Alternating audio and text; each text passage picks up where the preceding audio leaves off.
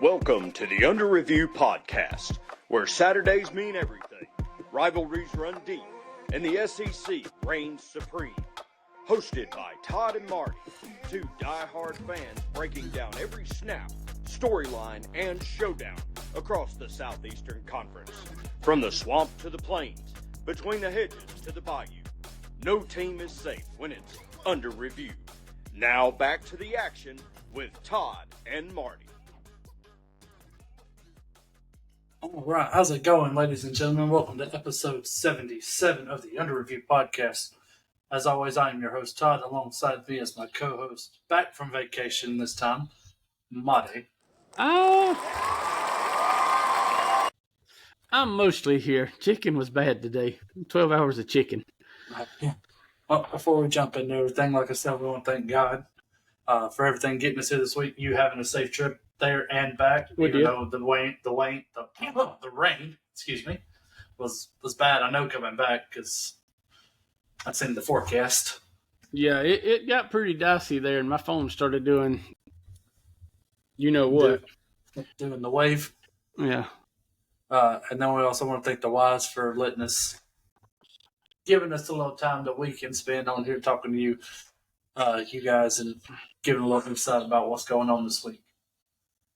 Also want to thank Chuck's Heating and Air, Tactical Home and Pest. I want to thank Hunter Brassfield, Nicholas Adams over at the Dadpod, HCS Media, Hayden Coker, live every Thursday night at 7 p.m. live from the Buffalo Wild Wings in Pest City, Alabama.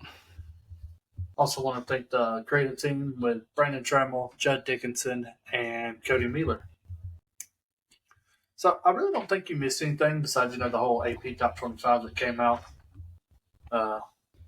on the Sunday show. Yeah. I was trying to watch bits and pieces of it, but with that rain and us trying to drive, it wasn't.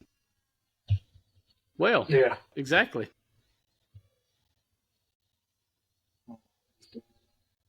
But anyway, breaking news though coming from the transfer portal. I don't know if you saw this. This was about over an hour ago. The window is now, like we know, it's going to be once a year. It's open from January 2nd to January 16th. So you got roughly 14 days to figure it out. Yep, that's it. When and that's still during the season for some teams, and if you're still in the playoffs, so you better get it right. I do like that. That's not a bad. Because playoffs don't end until the 19th usually. I like that. I think it's going to cut down some of this useless flipping and flopping, back and forth. TJ Finley, Nico, and stuff like that. Robbie. So, Wobby. When there is a head coaching change, players now only have 15-day window to enter the portal, and it will occur after a head coach is hired. A new coach is hired. So not an interim. Wow. Not an interim. After a new coach is hired, they have 15 days after that signing to decide if they want to stay or leave the program. That shakes it up a little bit more. I think that kind of tightens your window for. I like it. I mean, we've always said there should be sanctions and certain rules for, especially the portal and the NIL. I think this is kind of getting to where we want it to be. Yeah, I mean, you can't fix it. You started a mess. You can't fix it. But, I mean, this is probably going to be the best that you can get until they start capping NIL and all this other stuff. But I think coming up to this January, you might still see a lot of moves. But, those bigger programs are going to miss out on the chance on, saying if, like you're saying, you're trying to make a national title, they're going to lose out on this opportunity, which I don't care. I say if you're still playing in January in the playoffs, your team's okay. You know what I mean?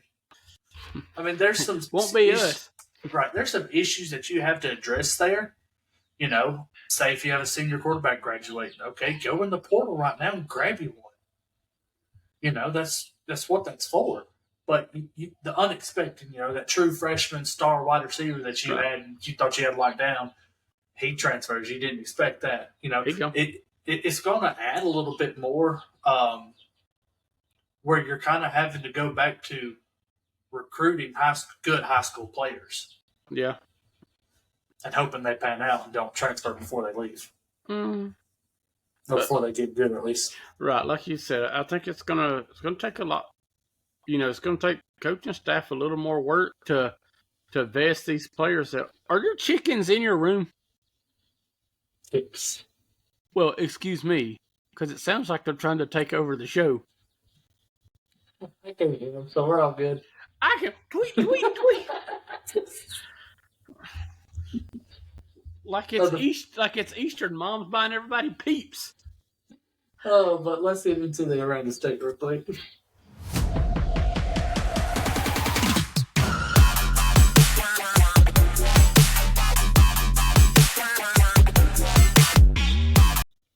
All right, so great games. All right, here we go. So did we pick right? I actually think we had a bad week last week. I know Jack State. State and West Alabama were off. I think we both picked Troy. We picked Sanford to lose. North Alabama. Yeah. Picked UAB to lose. No, we picked UAB to win. Oh, we suck again. Yeah. Sanford 0-6, South Alabama 1-5, North Alabama 1-3, Jacksonville State and UAB 2-3, Troy at 3-2, Alabama A&M at 3-3, Alabama State at 4-1, and then West Alabama, the only undefeated team in the state of Alabama, 5-0. This week we have much needed buys for Sanford and South Alabama, and then also West Alabama is on the bye once again. 2 buys back to back. I told you that game got postponed. Oh, okay. Last week. Okay. Boy, Sanford really could use a couple buys in a row. I think same for South Alabama.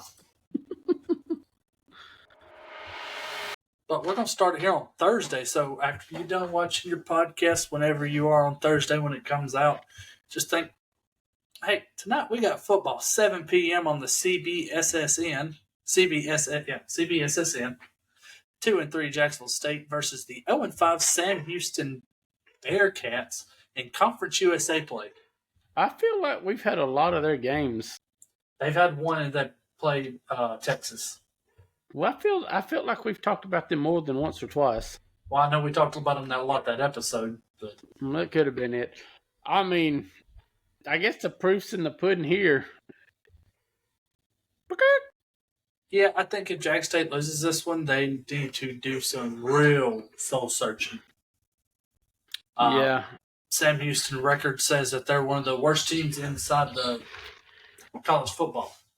So, I'm going gunky here. So, hopefully, they can do a little bit better than a couple weeks ago when they got embarrassed by Southern Miss.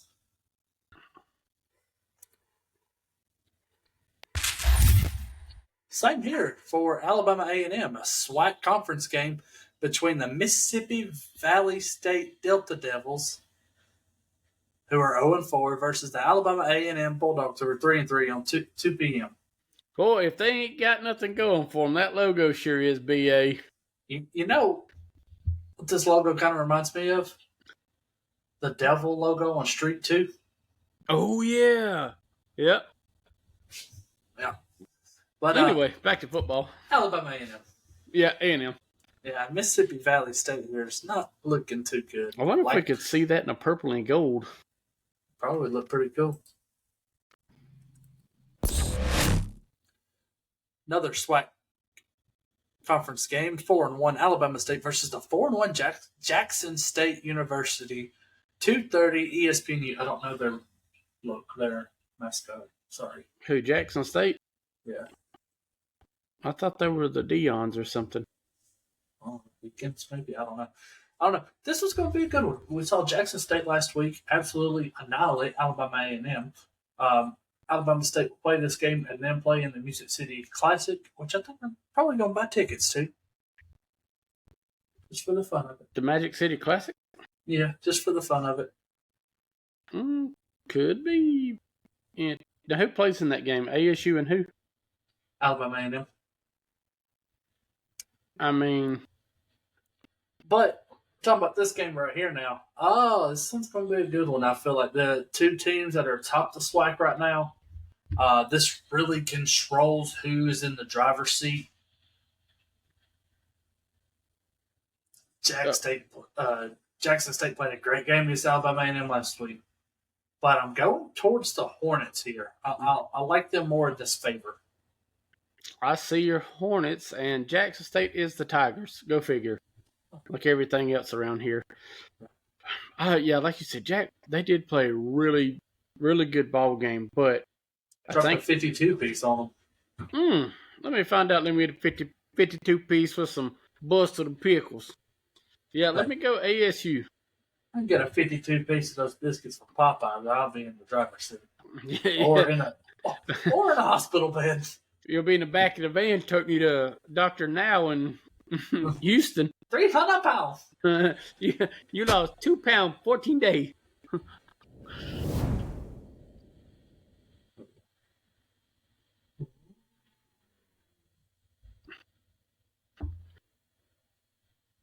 You had a little freezy there. I'm coming back. I don't know what's going on now. Power flicker? No, not this time. No dancing? No dancing.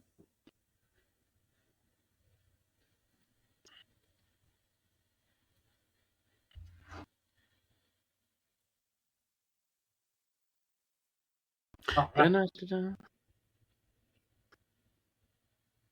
Nothing. Hey! It's a me. All right. In the United Athletic Conference, 1-4 Central Arkansas goes to 1-3 North Alabama. 3:00 on the ESPN Plus app. This is not going to be a pretty game to watch, my friends. It's going to be the battle of the purple and terribles right here. I'm going Central Arkansas. Yeah. Well, somebody will get a win. If we're doing logos, Central Arkansas for sure. Hey, I do like them. You know, when they played Missouri that first game of the year, I was like, man, this team sucks. Well, they do.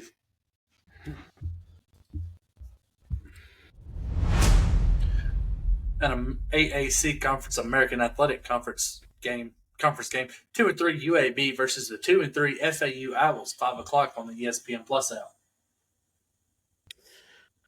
Who has FAU played? Because I know UAB is not that great. They've lost to Maryland, Florida Atlantic, and Memphis. They've beat Rice and Florida A&M. Well, everybody's losing to Memphis right now. Yeah, Memphis put a 55 piece on them. Oh, 55 piece. I bet you they had a 55 piece and some Diet Coke. Probably. I think UAB needs this win more than FAU because if they keep trending downward, Dilfer might be out in Birmingham. So you're going UAB? Yeah. I'm not. I'm going Florida Atlantic. I like UAB. I really do. I like Trent Dilfer. I like everything that he does. I think Florida Atlantic at home right now, again, maybe doing reverse psychology because we said the same thing with UAB last week and they got beat. I think Florida Atlantic at home is going to handle this UAB team after coming off an embarrassing loss last week to Army. They're going to get another one this week.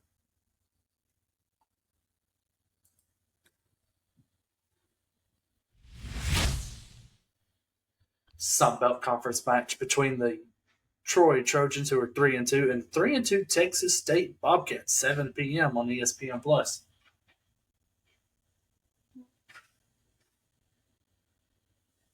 What's the percentage here? Do you know? This is the Sunbelt, I said. Mm-hmm. I still like that Troy logo. That's pretty fierce. 72% in favor of Texas State.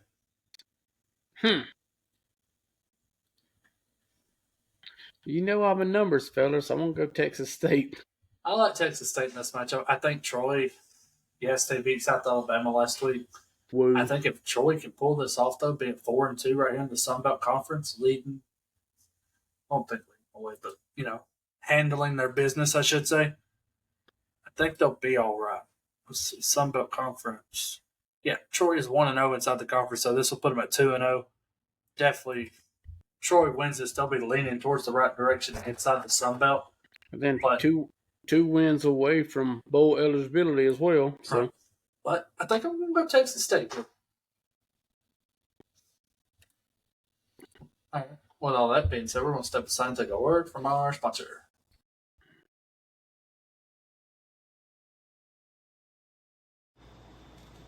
Hey, babe, we got ants. Okay, kill them. No, really, there's a lot of freaking ants. Well, what do you want me to do? I ain't no expert. Well, fine then. I'll call Tactical Home and Pest. Go ahead and call Benjamin. Hey there, this is Ben with Tactical Home and Pest, proud sponsor of Todd and Marty and their Under Review podcast. And can I just say that if the bugs I deal with had referees, I'd be called for targeting. Tactical Home and Pest, 256-592-2842, or visit me at tacticalhomeandpest.com. Again, call Tactical Home and Pest for all your pest control needs. And I don't think that commercial will ever grow on me. That's probably one of the best commercials I've ever heard. There's one or two good actors in there. Uncle Ben? Maddie. Oh, yeah. Yeah, she played it real well. Now it's time to look inside this week in the SEC. But not so fast. We got some teams with a couple much-needed buys. Kentucky, Vanderbilt, and Mississippi State both coming off losses. I think Kentucky needs this the most. Yep. I was going to say the same. But I think Mississippi State needs it to heal. Still no word on Fluff Bothwell yet. I still don't know what's going on there. Maybe I'm just not looking in the right direction. Maybe if we can get Brandon on, he could help us out in that general direction. But I haven't seen anything, and it is Tuesday. This will air Thursday, and I still don't know. But, in other words, John Mateer's supposed to play this week. It's crazy. Yeah. Talk about that later, but we're going to start it off on 11:45 a.m. on the SEC Network. The 3-2 Washington State Kitties go into the Grove, who are number 4 in the nation, 5-0, Ole Miss Rebels. So is Simmons still quarterbacking at the? See, I don't know. See, I saw something earlier that said he could play a lot this game, but I think Trinidad Chambers has done a great job. I don't think he should lose his job by no means. I think the way he handles himself in these situations, especially in the SEC play so far, they've played some pretty good. They played LSU, I thought he played really well against LSU. Exactly. So I wouldn't see a change. I think Austin Simmons was struggling those first 2 games. And then they changed it around, and I don't think Trinidad Chambers has moved back any sort of way. But again, I'm not Lane Kiffin. I don't have any tricks up my sleeve. So he can put him out there at wide receiver and do a triple pass. I don't know what's going on. I don't even have sleeves, so. Yeah, well. But no, I think this will be a good work game for Trinidad here. They'll test him a little bit. Right. This is not a super great team as far as Washington State. But I think he could work on his mechanics here, get more in line with his receivers, just kind of get more experience in gameplay during this week. Could this be a trap game for Ole Miss? I was going to say that, but I think if Ole Miss can jump on top early, they can run it out. Okay, I agree with that. So, both going Ole Miss here? Do what? Both yeah. Going, yeah. Oh, yeah.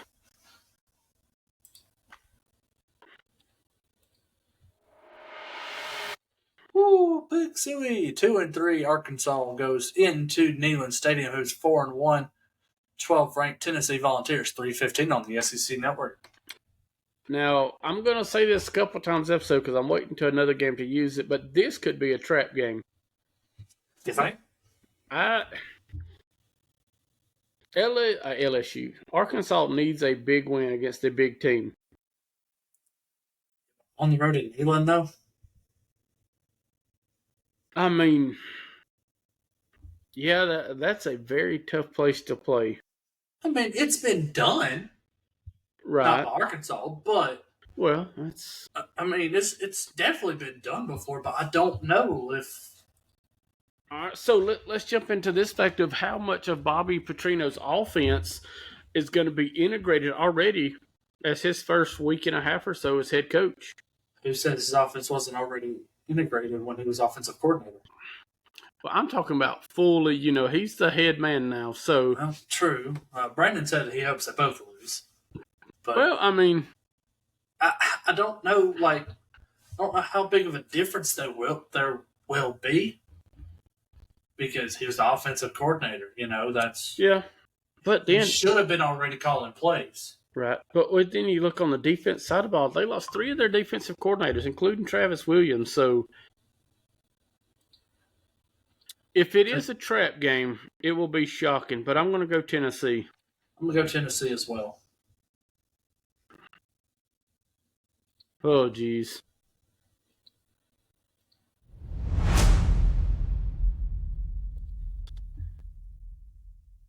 Brandon also said he has an update on Fluff Bottle if he would like to give that to us, or if he would like to wait. Either one would be fine with me.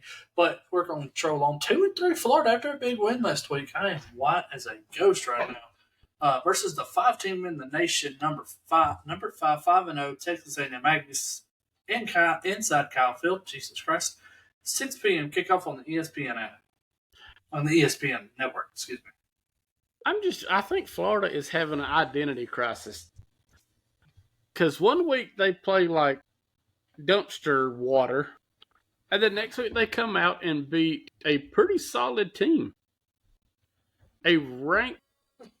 I wouldn't say pretty solid. Okay. Pretty solid is stretching the slime putty to its thinnest. I get that. So just because I wasn't here last week, so with the exposure of Texas, where does that put Arch Manning and his Heismans and all that? We'll talk about that later when we get to that game. But right. Yes, that it was one of the. Me and Brandon did talk about that. Like I said, you wasn't here, so we will go back over that when we get to that game. So some other stuff. I think Texas A&M here at home. Yes, they didn't play the greatest against Auburn, but I do think Auburn's a little bit better than Florida, so I think they're going to handle them pretty well. God, I hope so. Gotcha. Yeah, I'm going to go A&M as well, but who knows?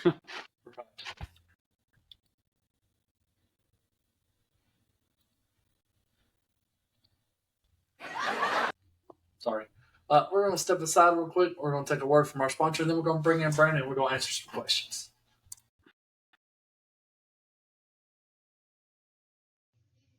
This episode of the Under Review podcast is brought to you by Chuck's Heating and Air. Chuck has over 40 years of service and experience with residential services. He services most makes and models. He is Alabama licensed, bonded, and insured, and locally owned and operated. Are you hot and you're supposed to be cool? Are you cool and you're supposed to be hot? Then you've got a problem. Call Chuck. Area code 256-892-2757. Again, 256-892-2757. Chuck's Heating and Air. Again, thank you, Chuck's Heating and Air, for being our sponsor, 256-892-2757. And now, like we always like to do during this time, we'd like to bring in our special guest picker, helper, whatever you want to call him, Brandon Trammell. Guest picker, helper? What is he, a hamburger helper or something? Hey, don't you be knocking on hamburger helper. That's just good. Oh, I know. We ate many hamburger helpers together. Yeah. So, Brandon, you said you had an update on Fluff. You mind sharing that with us? Yeah, Levy came out this afternoon, said that it was not a season-ending injury. Also, they don't have a timetable for his return, but that after looking at the images, it's not serious. So, we don't know what that means. But we'll see. It looked serious when he got off that field last Saturday night. Well, I mean, anytime you got to be carted off, Yeah, I mean, you could tell in his face, the man was crying. Like, he didn't want to leave the field, especially by cart. But I think that's a lot of that's just how hard he's worked to get where he's at. Most definitely. I agree with that, yeah. But we're going to jump right in here. We're going to go over the 5 games of the week.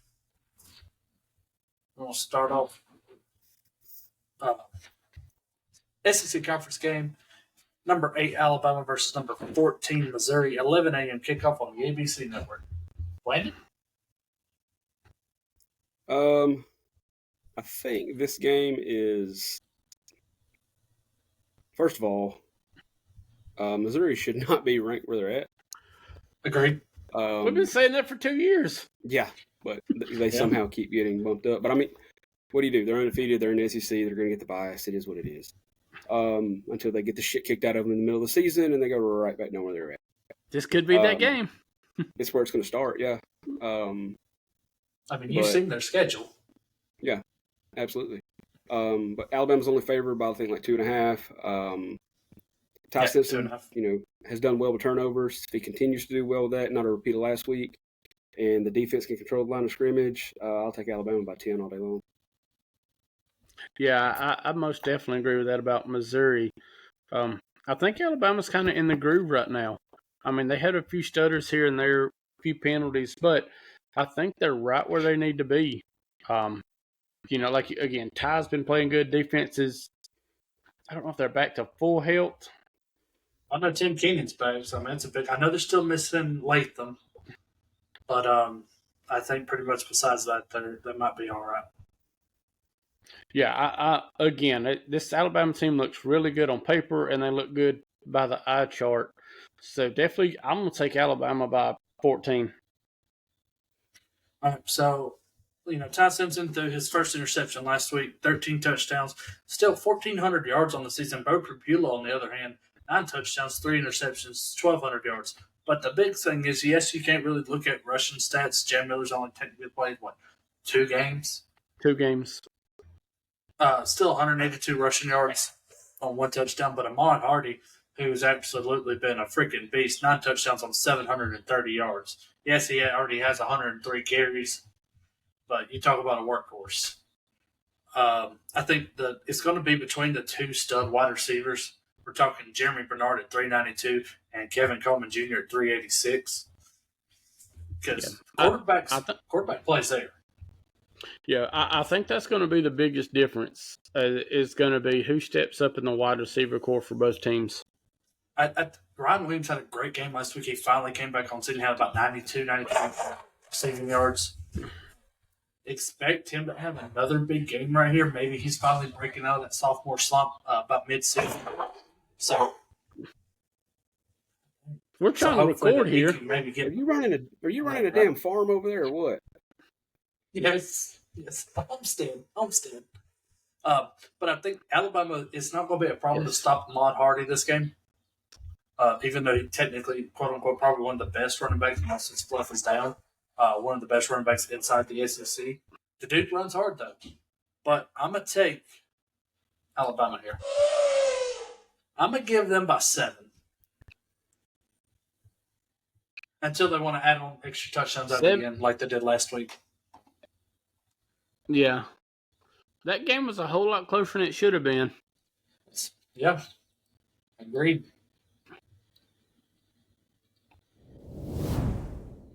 Now we're going to get into the number 10 ranked team in the nation. The Georgia Bulldogs go into Jordan-Hare Stadium, 6:30 on the ABC Network.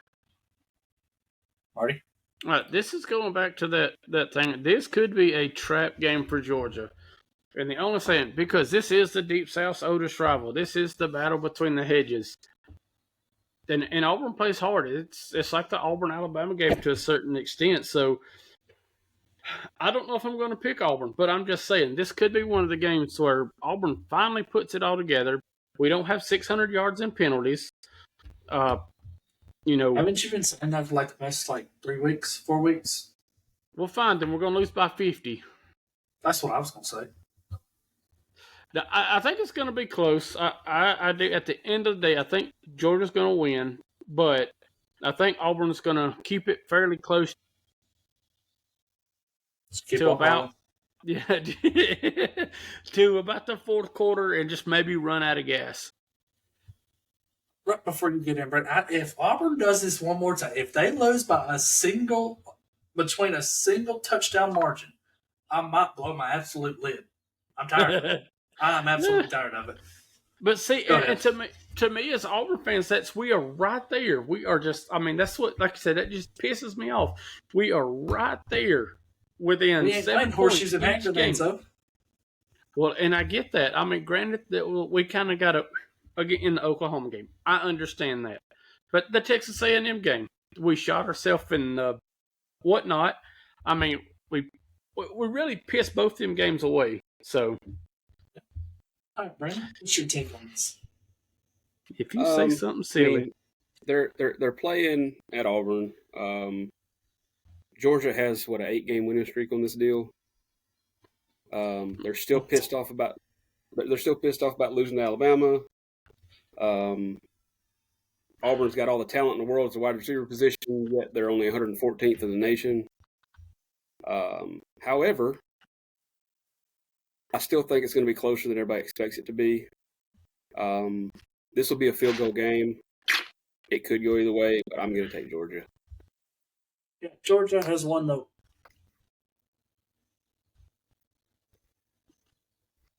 Like you said, 8 last, going back to the SEC championship game back in 2017. Georgia is that the one we watched for Coach Eden? Yeah, okay. Georgia is a 64% favorite, only a 3.5 point favorite in this game, points wise. I think that's kind of low, but again, at the same time, you're sitting there thinking, as an Auburn fan, that's right where you want to be. Yeah, I've learned over the years, don't give Auburn something to prove because they're going to make you look an asshole. Who are you? This game is going to be down to which quarterback can control the game better. Gunnar Stockton has had his ups and downs. Jackson Owens has definitely had his downs. I haven't seen an up yet. But Gunnar Stockton, 6 touchdowns on the year, 1 interceptions to 1,047 yards.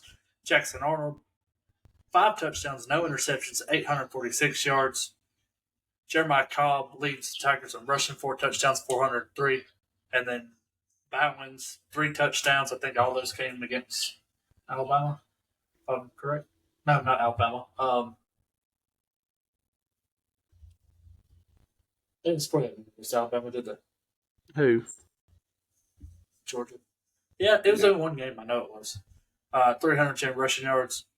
Again, I think what it's going to lie on is Auburn's defense has to step up. Secondary.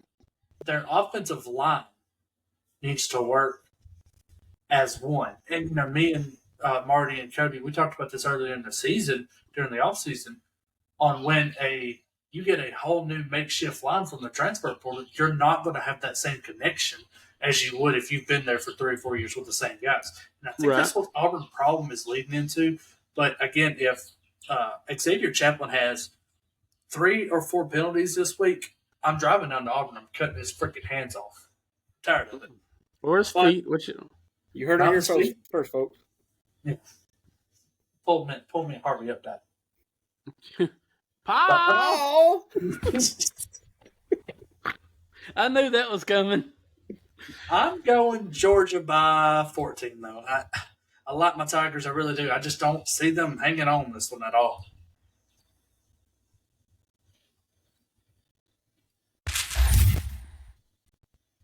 Given inside the SEC, we have the 11th ranked LSU Tigers hosting South Carolina, 6:45 on the SEC Network.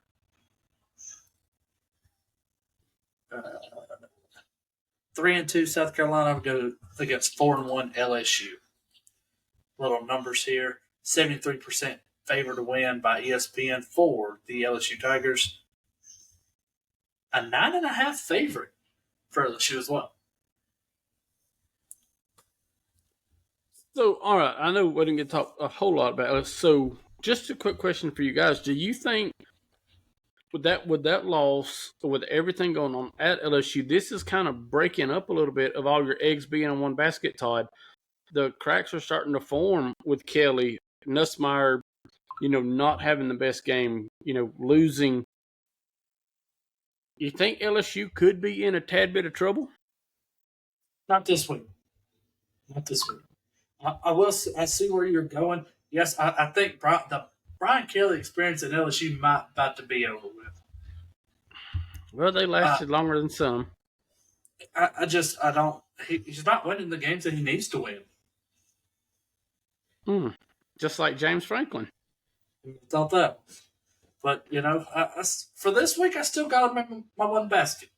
There's a couple cracks on them. I'm going to have to throw those out. That's fine. Done that every day. But, yeah, I still like him regular, especially in this matchup. Yeah, I do as well. I about said Roethlisberger, Metzenberger, whatever. Yeah. Smart. Again, he's still chunking the ball 206 times a game. So, I mean, a squirrel finds a nut every now and then. So, except for squirrel at all or Florida. Well, the one in Florida State. Yeah, same. That red and gold team. Yeah. Brandon, what you think? Did y'all know that South Carolina considers this game a rivalry game? That's all it was, right? Yeah. Yeah. They haven't won in 41 or 31 years. Do what? Martin, you looked this up last year, didn't you? I did when we went through our rivalry, but I don't remember. Well, they haven't won in 31 years, so, I mean, it is what it is. A rivalry, usually the little brother wins every now and then. Yeah. They're 20-2, so. I got 18-2, and LSU won the last two games. South Carolina, they vacated wins. Was that Les Miles? Yep. Yep.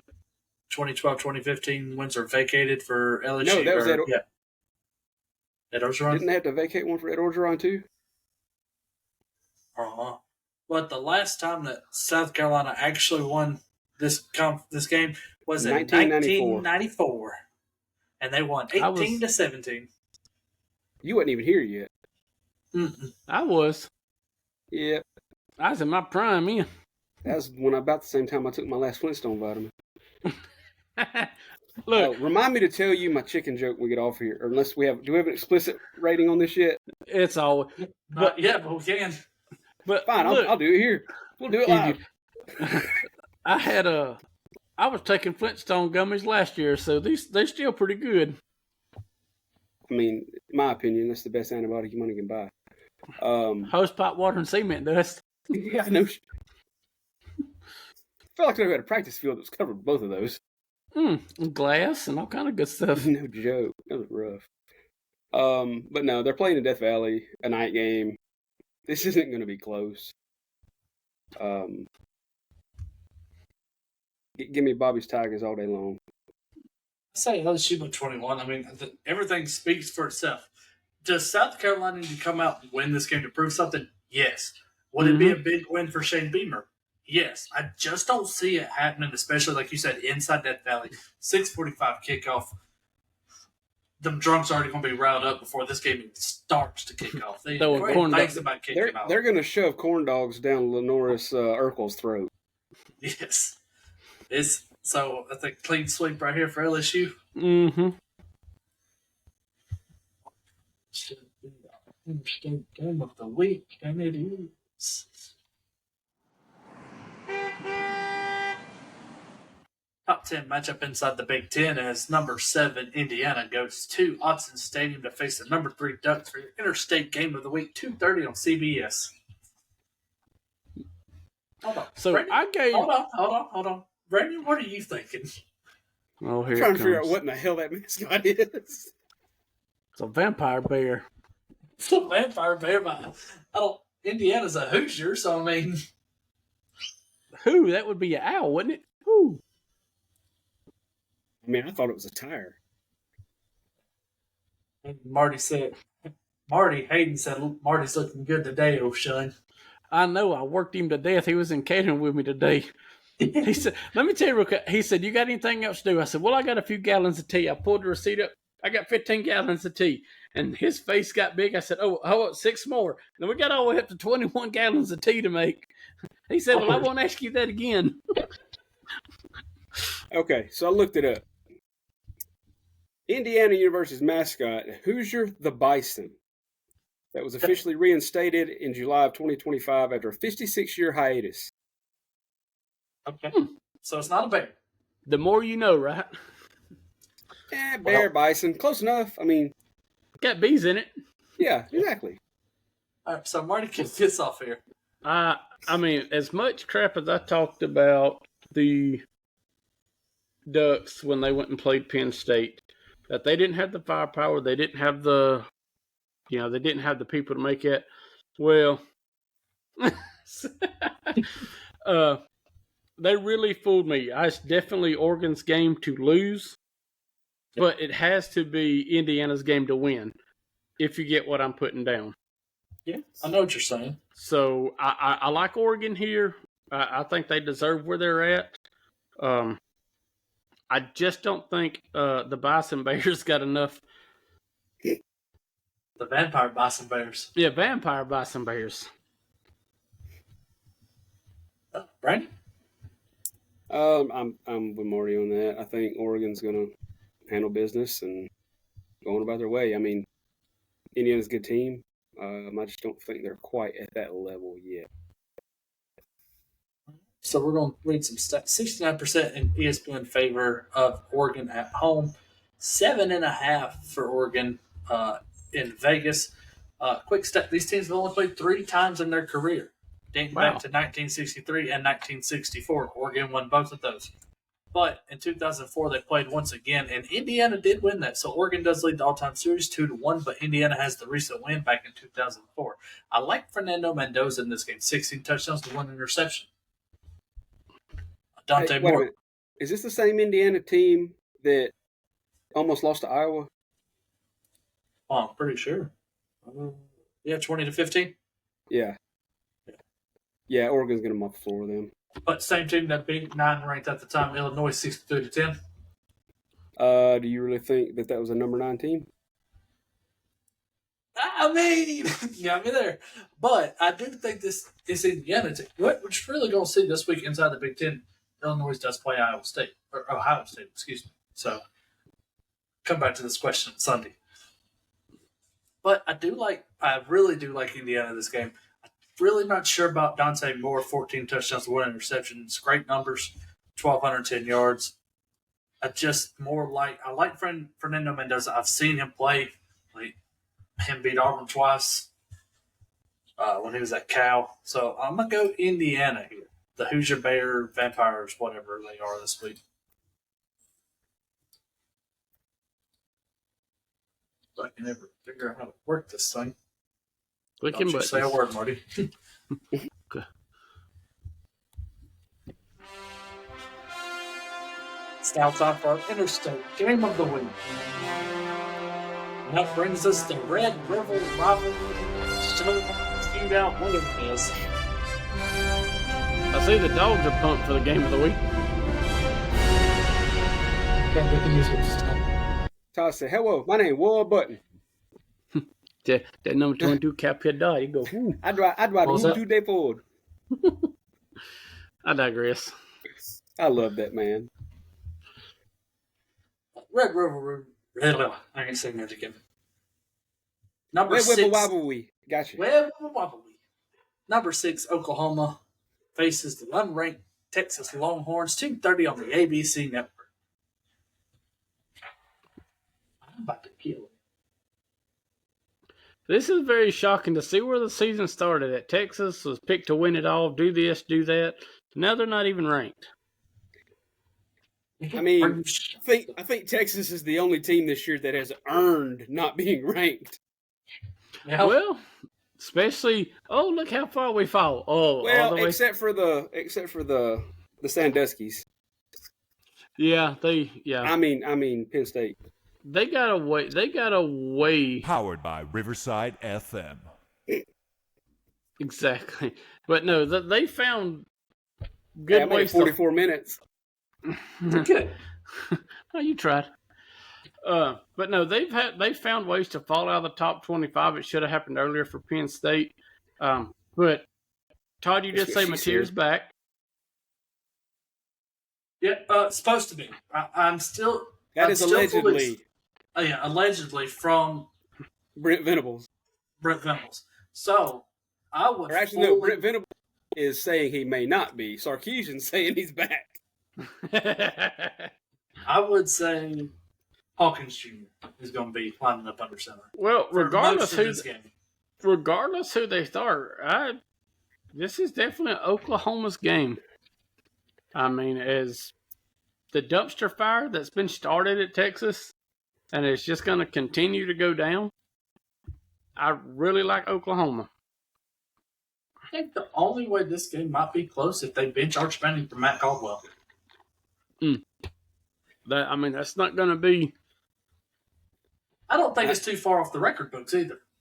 No, I don't think it's too far fetched where it can't happen. But So Todd, you can correct me if I'm wrong here, but statistically, I believe, and we talked about this Sunday, Oklahoma's got one of the best defenses in the country, right?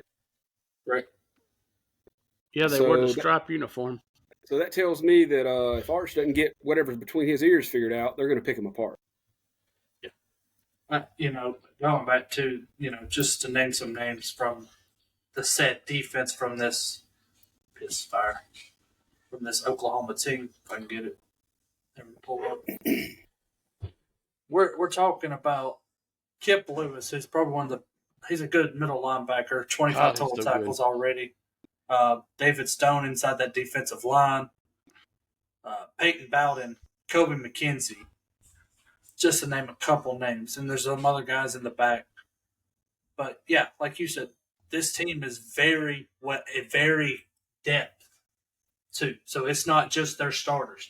It's their next 4 linemen and the next 3 linebackers and their nickel and their dimes. They have probably one of, like you said, one of the best defenses, and they have depth. So it's not like, most teams, they only play subbing like one linebacker or one defensive tackle unless somebody gets up. Oklahoma don't care. They'll use them all because they are very well inside the system. So with that said, I also think that as big of a game as this is now, Texas has something to prove. Sarkisian's probably got a little heat under his seat. Specifically about this game, I think he won't be trigger shy about putting Caldwell in place of Manning. So I think he will be a lot quicker to change a few things before this goes down the road that everybody thinks is going to go down. So that being said, Oklahoma by a score. This is a rivalry that dates all the way back to the 1900s. First won by Texas 28-2 over Oklahoma. Last won by Texas last year, 64-51 is Texas's record. 5 ties. 60% of ESPN says Texas will win this game, and Vegas has it at 1.5. 1.5 for Texas. Again, I don't care if it's John Mateer. I don't care if it's Michael Hawkins Jr. 2 of the best quarterbacks in the league and are under Lincoln Riley. And if you know anything about Lincoln Riley, it's not Lincoln Riley. I'm sorry. Brent Venables. Try again.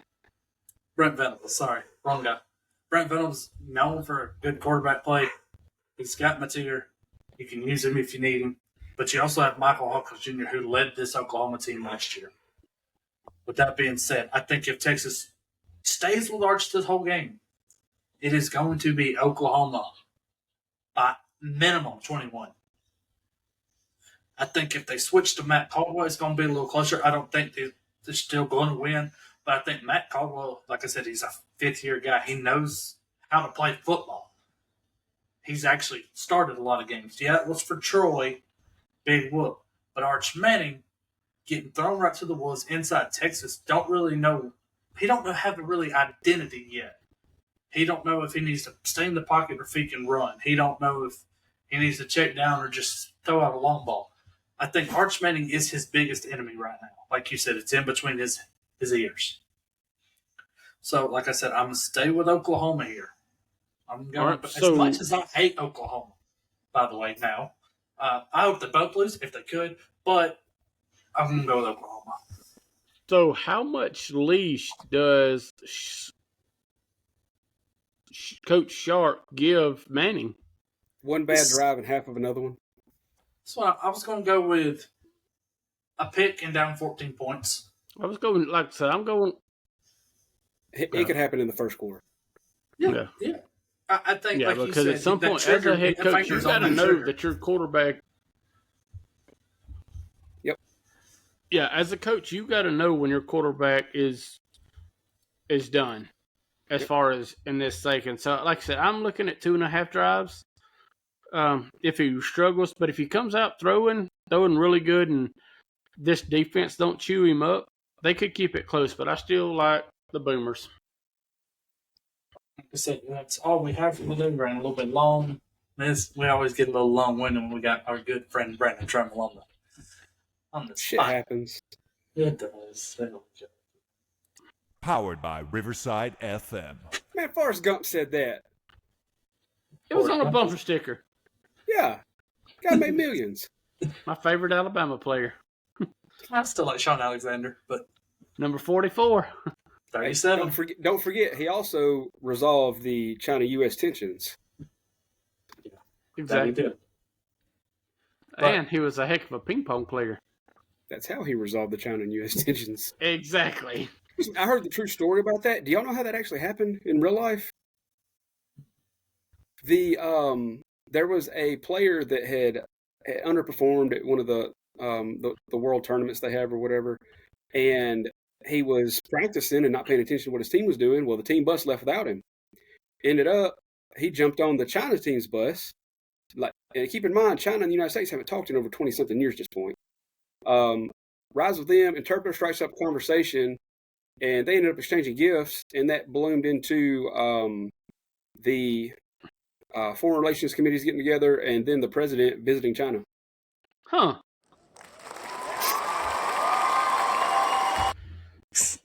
Like I said, that's all we have for you today. Follow us on Facebook. Follow us on TikTok, Spotify, Instagram, anywhere that you can look up the Under Review podcast. We are there. Unless there's some other websites I don't know about. That's all we're going to have for you tonight. We're just going to kick it out here.